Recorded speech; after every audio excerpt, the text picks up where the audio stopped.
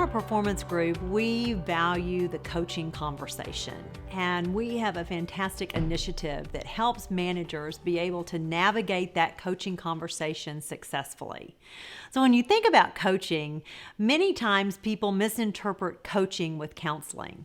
Coaching is all about where you are today, where you want to be or where you want your team to be in the future, and then that opens up the process to create a plan on how to get there. Coaching is a very positive experience where both the coachee and the coach get better with every interaction. One area that differentiates Monarch is our ability to coach coaches. And the more you can help a coach improve their ability to communicate, to hold people accountable in a positive way, the more you can help an organization to grow and to develop their team. So what are the things that inhibit us from having really good conversations? And I would say the top barrier is that people like to talk. They like to tell. So in a coaching session, many times we think we're helping a coachee by telling them, here's what you need to do, when you need to do it, how you need to do it, go do it, and this is how I did it, so it should work for you. A good coach doesn't impose their own thought processes that way on their coachee, but they engage them. They ask questions. They listen. They understand their personality and find those gaps and then drive through guided self-discovery to what's the action plan that works best for that individual. So our tendency to want to tell works against us when we're talking about effective business coaching. One coaching barrier I hear so many times in the classroom is, how do I get past all the excuses my coachee gives me for lack of performance or for a behavior that's less than desirable? And it's a very valid question. It happens every day where you have a conversation and you find yourself hearing all the reasons why someone is doing something versus getting the conversation to a point where you talk about, where do we want to go? What is the target? And where are we today? And how do we change going forward in order to get to a new target? So helping people get past the excuse barrier is tough. It's something that we love to help people do because it really impacts productivity in a positive way. Another barrier that many coaches experience in the coaching conversation is that they walk away from a coaching interaction with all the action items themselves.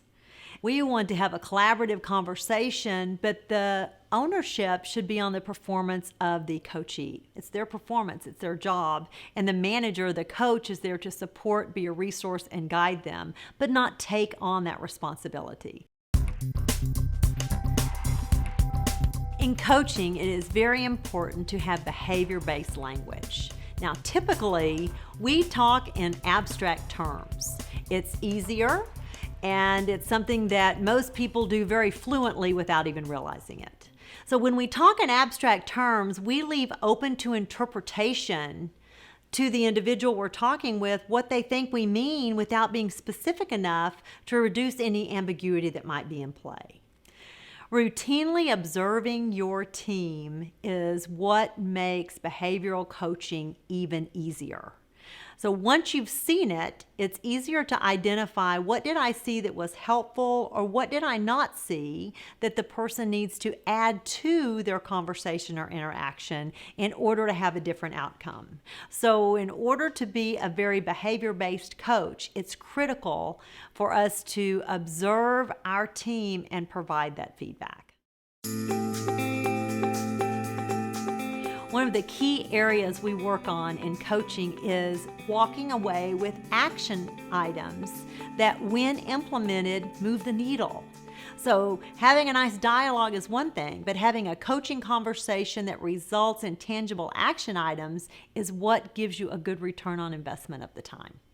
A key aspect of effective coaching is including a practice element to it. And if you want to have more confident employees, then giving them the opportunity in a safe environment, such as in coaching, to try different things where they can receive feedback and formulate a plan that they then have confidence to go execute is a wonderful thing to do. So we encourage all of our coaches, practice in every coaching session so that you have a confident employee when they walk out the door. If you are looking to have a stronger cultural alignment within your organization, coaching will help you get there. Because in every coaching conversation, we should be looking for how aligned are the behaviors of the individual to the culture of the organization. And where there's any misalignment, there's a gap that we need to bridge through that coaching conversation. So if you want to advance your culture, coaching is a great way to solidify and to help individuals know what to do in order to be successful in being aligned with the culture. We really enjoy helping our clients transform their coaching conversations to a very positive interaction where accountability naturally happens and your goals and objectives are achieved. We love teaching people how to coach effectively.